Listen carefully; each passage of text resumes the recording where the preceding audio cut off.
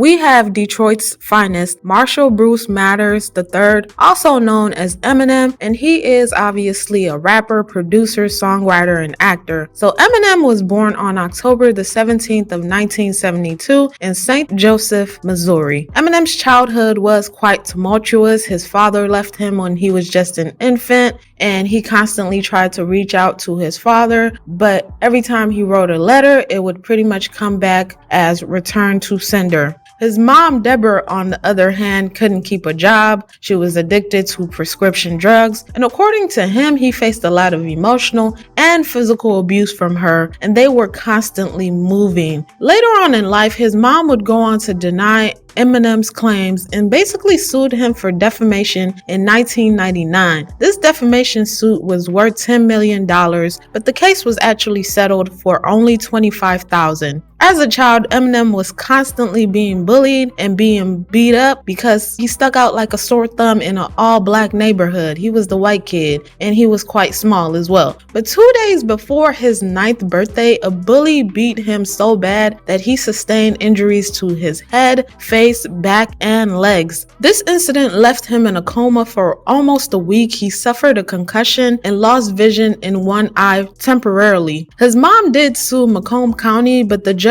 dismissed the case, citing that schools were immune from lawsuits. The bully actually did try to sue Eminem in 2001 for $1 million under the guise that Eminem was the real bully, but the judge dismissed the case because the lyrics to Brain Damage, which detailed the incident, were obviously exaggerated. Eminem used the bullying incident as fuel to build his rap career, and through all of this, he found joy in comic books and English classes. He started rapping at 14 with his friend Mike Ruby, and their names were Mannix and Eminem because of his first and last name initials, but he would eventually change it to the Eminem that we know now. They were mostly rapping in Detroit's underground hip-hop scene on 7 Mile Road. Unfortunately for Eminem, after repeating the 9th grade for 3 years straight, he would eventually drop out of high school at age 17. When he dropped out, his mom kicked him and his now ex-wife, Kim Ann Scott, out of the house. The couple had an off and on again relationship. They've been married twice, both in 1999 and 2006, but it didn't last long both times. They do share a daughter named Haley, who all of us have heard Eminem rap about in several songs. As a white boy with blue eyes, Eminem had to prove himself in Detroit's rap scene. He participated in rap battles, formed a rap group named New Jacks, and his first independent album, titled Infinite, was released in 1996, which was not a huge success. In 1997, the Slim Shady EP was released. Slim Shady is basically the alter ego of Eminem that's more violent lyrically and sadistic. During this time, Eminem was evicted from his house and fired from his job and was battling substance abuse and attempted suicide. He traveled to LA and became runner-up in the 1997 Rap Olympics MC battle. Rapper and super producer Dr. Dre listened to his Slim Shady EP and signed him to Interscope Records. In 1999, the Slim Shady LP was released and has sold over 3 million copies and is certified quadruple platinum. The Marshall Mathers LP was released in 2000 and garnered major criticism for glorifying drugs, homophobia, violence, and misogyny. However, the album was a huge success, selling 19 million copies. It won the Best Rap Album at the Grammys and produced hit singles The Real Slim Shady, The Way I Am, and Kim. In 2001, Eminem formed a rap group called D12 with his friends from Detroit, and they released an album titled Devil's Night that produced hit single Purple Pills. At the height of his career, Eminem had alleged beefs with people like Mariah Carey, Christina Aguilera, Ja Rule, Michael Jackson, Benzino, and so many others. But in my opinion, Eminem raps about and makes fun of everyone, including himself and his family. So to him, nothing is off limits. If you are in the spotlight, you could get it from Eminem,